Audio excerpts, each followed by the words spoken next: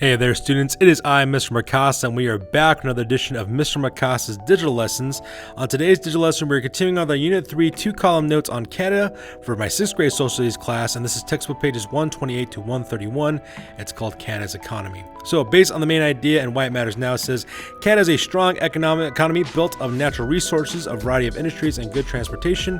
Why it matters, Canada is a leader in the global economy. So as you can see there, based on those keywords that we're seeing there in the main idea and why it matters now, and we look at our different subjects we're taking 2-column notes on, it looks like most of our 2-column notes will primarily be either in technological, which are new ideas and inventions, or medicine and sciences, and economics, income, wealth, poverty, as well as trade.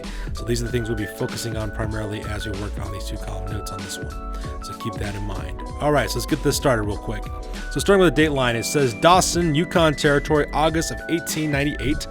Gold. That's the cry on the streets here in Dawson. Just 2 years ago, this was a small, unknown town of 5,000 people. Then gold was discovered nearby on a branch of the Klondike River. The Klondike gold rush was on. People came here from all over the world hoping to strike it rich. Now Dawson has more than 30,000 people crowding its streets. Most live in tents every day. Thousands head up the creeks looking for gold. Most of these people haven't found any yet and never will. However, a few lucky prospectors have already made their fortune. So just like in the United States, we have the gold rush taking place in California. The exact same thing ended up happening in the Yukon Territory, which is on the west coast, western side of Canada. So because of since that time period, we have all kinds of economic contributions taking place here because Canada has a vast amount of natural resources within its borders, and that's primarily what it trades in. So let's go and talk about that real quick. So once again, ladies and gentlemen, most of your notes will be going into the economics as well as the technology aspect of your notes. So as contributors to the economy, Canada is rich in natural resources, including gold, so lots of natural resources.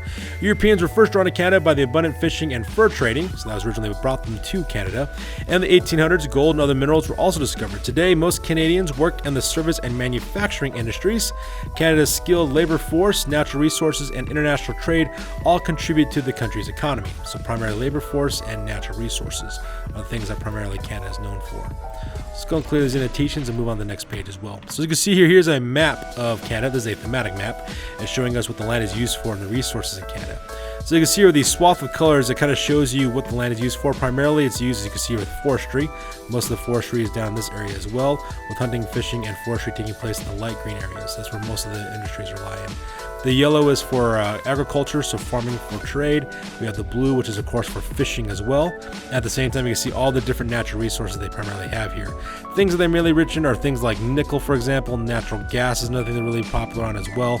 They also have lots of timber, lots of minerals, lots of different things going on in this country, which is actually kind of cool as well. All right, so industry based on natural resources. A nation's resources are a source of wealth. We talked about that with the United States, and it's true for every country that has them. The prairie provinces of central Canada have extensive grasslands and good soil, making the area an ideal place to raise cattle and grow wheat. So we have that. On the rich farmlands along the St. Lawrence River, farmers harvest grains, vegetables, and fruit. Most people plant potatoes and raise dairy cattle on the east coast. The Grand Banks, located off of Newfoundland, is the world's most abundant fisheries. The salmon caught off of Canada's Pacific coast enrich that area's economy. Much of Canada is covered in forests, making the timber industry important, especially in British Columbia. Industry refers to any part of the area of economic activity. Mining in the northern part of the territories yield iron ore, gold, silver, copper, as well as other metals. So you see they have natural resources there as well. Now when it comes to trade, Canada's openness to trade has contributed to the growth of its economy. Today, almost 80% of Canada's raw materials are shipped as exports. Now if you guys remember from last time, exports are goods that are traded to other countries. Canada's main exports are wood and paper products, fuel, minerals, aluminum, wheat, and oil. So these are all natural resources that they actually send out. These and manufactured goods are sold around the world. So Canada primarily sends its exports as natural resources either down south into the United States. We're a really, really big trading partner with Canada on that one. At the same time, they also send a lot of the resources to Europe as well as Asia primarily. Asia is to the east of them. West of them, and Europe is to the east of them. And that's who they primarily trade with internationally, because Europe and Asia don't have a lot of natural resources in the developed areas of those continents. That's the reason why they do a lot of trade there as well. Canada and the United States share a valuable trade partnership. Most of Canada's exports do go to the United States, and also most of its imports or goods that are brought into the country are from the United States. All right. So that's also another thing is too. In 1994, Canada, the United States, and Mexico signed the North American Free Trade Agreement, or NAFTA, which lowered trade barriers among these three countries. Industry and the economy. Canada's well-educated workforce is important to its economy. Canadians work in all types of industries seen in the chart shown. Since World War II, Canada has shifted from a mostly rural economy to a major industrial as well as urban economy. So you can see here, it kind of gives you kind of information of what they primarily do. Primarily industries are mainly, like we said before, mainly when it comes to natural resources and exploring those natural resources. Secondary industries are things like manufacturing, building cars, furniture, things that they use there as well. The tertiary industries, or industries that are like a third tier, are things like you see everywhere else around the United States as well. These are guys who own businesses, stores, transportation companies, that kind of thing.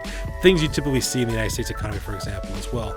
And of course, we have your quaternary industries, which are basically like the smallest industry they do. These things like telecommunications, human services, internet services, video games, like we talked about in our last section with Quebec. These are all kind of things that they do there as well. Tertiary or service industries such as healthcare, recreation, education, transportation, banking, and the government occupy about 2/3 of Canada's workforce. About 30% of the Canadians work in secondary or manufacturing industry. So we have that, 30% of the population work in secondary industries. And one of Canada's main products is transportation equipment, including automobiles, trucks, subway cars, and airplanes. Food processing, especially meat and poultry processing, is an important industry in Canada as well. Canada also makes chemicals, medicines, machinery, metal products, steel, as well as paper. Now, let's go and talk about transportation as well. Transportation is a major Canadian industry. The ability to import and export goods and move from one place to across Canada's vast area affects many consumers and businesses. Canada's geography both helps and hinders transportation, and Canada has natural transportation corridors. So what are those? These are paths that make transportation easier. Rivers are primarily the way they primarily get across the country. Canada has lots of rivers crisscrossing it for the most part. Rivers and coastal waters, sometimes combined with human-made canals and locks, provide convenient travel routes. The St. Lawrence River Seaway, for example, allows ocean-going ships to travel between the Atlantic Ocean and the Great Lakes. Another important route is Canada's transcontinental railway system, which crosses the continent from coast to coast. Canada also has many transportation barriers, which are basically geographic features that prevent or slow down transportation. Primarily, the thing that kind of blocks most of it is the Rocky Mountains, is pretty much for the most part. The Rocky Mountains that we have here in Colorado go all the way up to Canada as well. That's a huge region as well. Same thing with weather. For example, if any of you guys watch that show, Ice Road Truckers, there's Ice Road Truckers, for example. That's another TV show that's pretty popular here in the United States. If you notice in that show, they primarily live in Canada, crossing through the area because of that. Now, a lot of questions I get from kids are like, Mr. Mercasa, how do people get from the Atlantic Ocean to the Great Lakes going along a river? If you see here, this river system we're talking about is the St. Lawrence River. It's a river that kind of spans this region here. It kind of goes like this to the Great Lakes. And you might be wondering, well, Mr. Casa, how do they get to the Great Lakes from there? The reason why is because they have what's called a lock, is what they talk about. And they talked about that earlier. So I'm going to show you a picture of that real quick. So let's pretend you have land, all right? So let's draw some land real quick. So here's some land. And it goes up like this, all right? Now, what they do with the St. Lawrence River traditionally, so here's the let's say the Great Lakes are over here, and you got the St. Lawrence River over here, all right?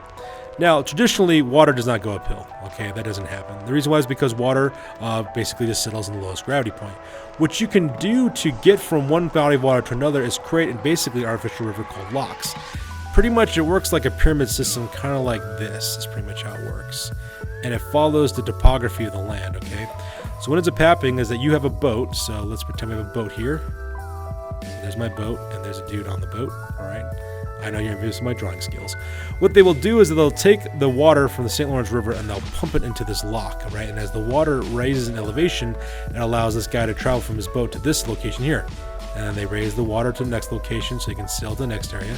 And then, of course, lower the water level here so that we can go down to that level and down below like that and eventually cross over. It's actually kind of neat how it works. So basically, it's kind of like a water-based elevator that goes from step to step to step to down again, and you can sail across again, which is actually pretty cool. All right, that's how that works if you're wondering how that canal system works for that, okay?